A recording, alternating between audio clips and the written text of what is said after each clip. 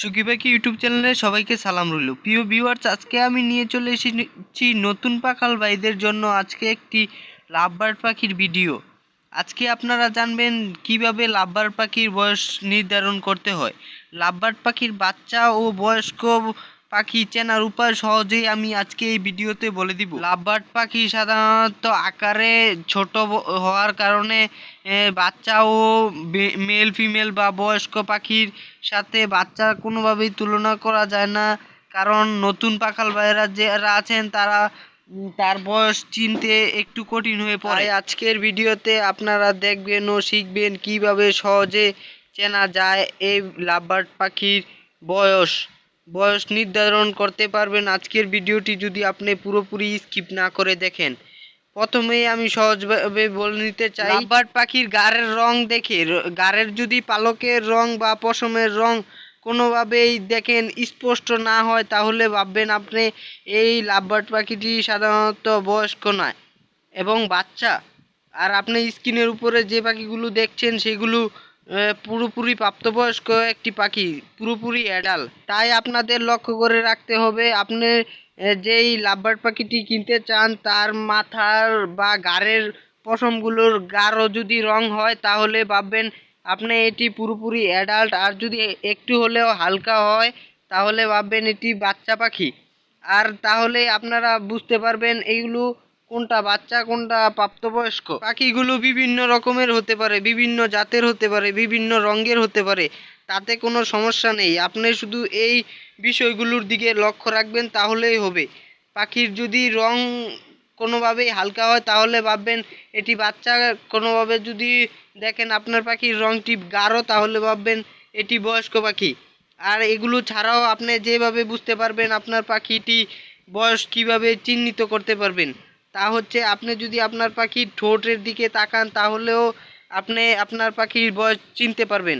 ঠোঁটের যদি রং দেখতে পান আপনি আপনার পাখিটির ঠোঁটের অর্ধভাগ কালো রঙের হয়ে আছে তাহলে ভাববেন এই পাখিটির বয়স সাধারণত 1 থেকে 2 মাসের।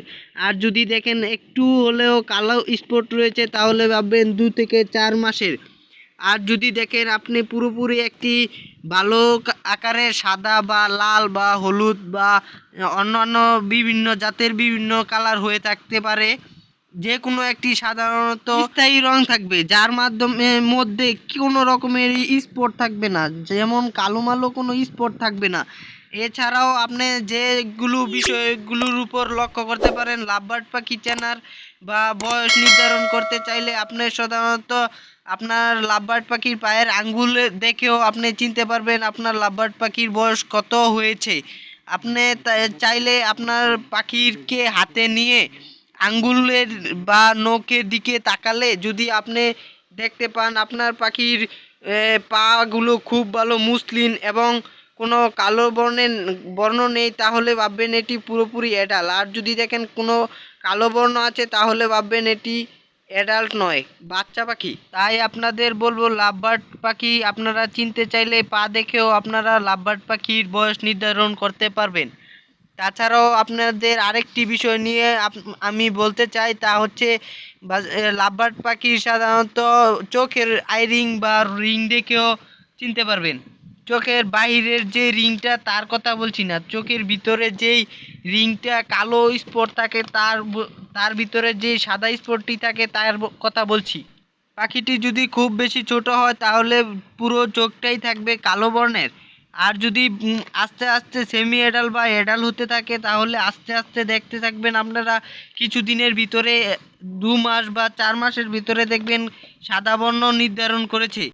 আজকের এই ভিডিওতে আমি যে চেনার লাভবার্ড পাখি চেনার উপায়গুলো বলে দিয়েছি সেগুলোর দিকে যদি আপনারা একটু হলেও খেয়াল করে বা স্কিপ না করে ভিডিওটি দেখেন তাহলে আশা করা যায় আপনারা এই ভিডিও থেকে অনেক কিছু শিখতে পেরেছেন। আর বেশি কথা না বাড়িয়ে আজকে আমি চলে যাচ্ছি, তাই বলে বিদায় নিচ্ছি। আল্লাহ হাফেজ।